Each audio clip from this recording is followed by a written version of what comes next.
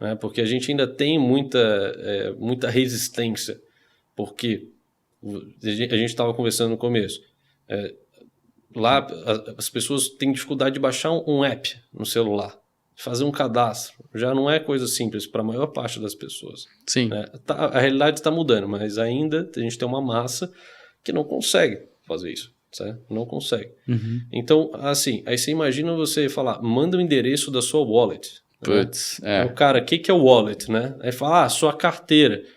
Carteira, lá você tem onde saca, tudo é um código lá, copia ele. Então, a pessoa, ela fica insegura, porque você vê um código criptografado, um bando de letra e número. Uhum. Né? Isso que a gente ainda nem tá falando também da rede que você vai fazer a transferência. Não, calma, isso aí, se for, aí fica mais complicado. Então, essas coisas ainda geram uma insegurança gigantesca nas pessoas que estão utilizando. E aí a missão, que de fato, é conseguir reduzir essa barreira de entrada de uma forma que você consiga usar no dia a dia, que você consiga ir no mercado e consiga comprar e receber, né? Comprar e vender ali por cripto. Então, facilita muito, porque é aquela coisa, você consegue enviar você consegue transferir recursos para qualquer carteira. E a carteira, ela não está no país, ela está na rede. E a rede é mantida por vários países. Sim. Então, quando você tem esse conjunto, você tem uma solução que é melhor do que a gente tem agora. Sim. Só que ainda ela está sendo testada diariamente, você tem diversos projetos. Assim, o Bitcoin é o rei, né, por um motivo. Sim. Mas tem diversos projetos que nascem com com novas propostas, mas que não perduram. Né, porque a parte de adoção ela é o que mais complica hoje ainda, na parte de blockchain. Porque você tem blockchains que performam muito melhor que outras. Sim. Mas aí você vai ver a que performa pior, ela tem muito mais gente. Então, assim, ela dá conta do que ela propõe. Né? Então, eu acho que esses pontos, eles são sempre muito importantes de serem considerados quando a gente fala, né, da parte de cripto, assim, no geral. E a gente vê muito, assim, nessas viagens que eu fiz, eu vi uma facilitação dos meios de acesso para aplicações voltadas para a Web3. Então, você tem empresas criando app stores descentralizados, onde você consegue vender serviços lá dentro. Empresas criando TikTok descentralizado, onde você, como, por exemplo, como influencer, você já tem, por exemplo, uma empresa posta, ela já deixa o valor lá em cripto, e fala o que você tem que fazer. Você aceita, vai, e você tem o pagamento ali sem negociação. Sabe? É algo muito direto, é muito mais um cardápio onde você olha, a empresa aprova você e faz direto. E o dinheiro fica numa conta escrow, então assim, você não tem risco da empresa falar, não, entreguei e não te paguei. Depois que foi aceito, você tem ali toda a documentação, lógico, né? Você tem que fazer um KYC, né, o que é um Know Your Customer, para pegar essas informações e ter uma segurança dentro daquele ambiente.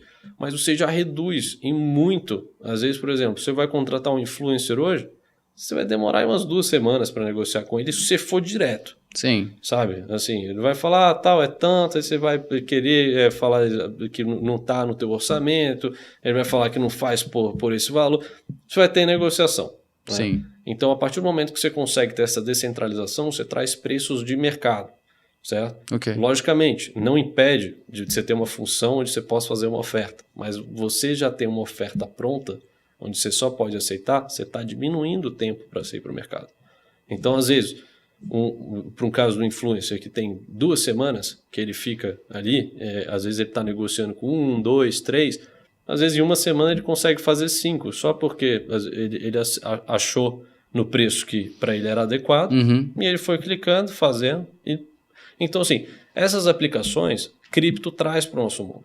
Né? Essa é uma delas. E, assim, a gente tem, para praticamente todo o setor, você tem aplicações novas. Para a parte de imóveis, você consegue hoje fazer conversão de cripto para compra de imóveis, por exemplo, em Dubai. Hoje você tem diversas empresas fazendo isso, porque você tem uma convergência de pessoas de outros países indo para os Emirados Árabes. Então, como facilitar isso? As pessoas têm moedas do mundo inteiro, certo? Então, assim, o jeito de facilitar isso, as pessoas compram cripto e levam. Né? Então, com cripto, você consegue ter essa facilidade da parte de finanças. Você consegue ir para qualquer lugar do mundo. Com todo o seu patrimônio, se ele estiver todo em cripto, dentro do seu bolso. Então, você tem uma segurança gigantesca, né? Quando a gente fala disso, e uma liquidez absoluta. Eu acho que isso é o mais importante. Você tem uma liquidez que a qualquer momento você tem acesso ao seu dinheiro. Só precisa da internet. Sim. Mas a qualquer momento você tem acesso ao seu dinheiro. E assim, de tudo que você viu lá na Token 45... 2049. Que projetos eu acho que você poderia, tipo, dizer assim, puta, cara, tem esse projeto da rede... da rede Polkadot de tal coisa. Que você achou, cara, que projeto foda. É difícil falar assim, de um projeto específico. É mais fácil falar sobre segmentos. Ok. Porque você tem, às vezes, 2 ou 3 projetos que estão fazendo, então tem a mesma proposta, de maneiras um pouco diferentes.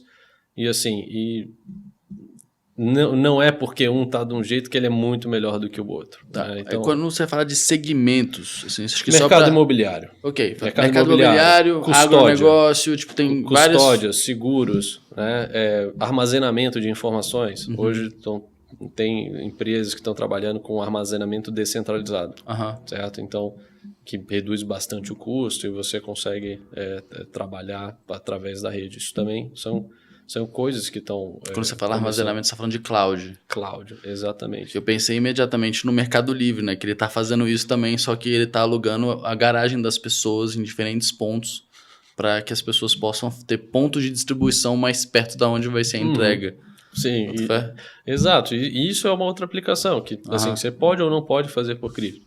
Porque uma coisa assim, cripto entrou no hype e aí aconteceu uma problemática dentro do setor.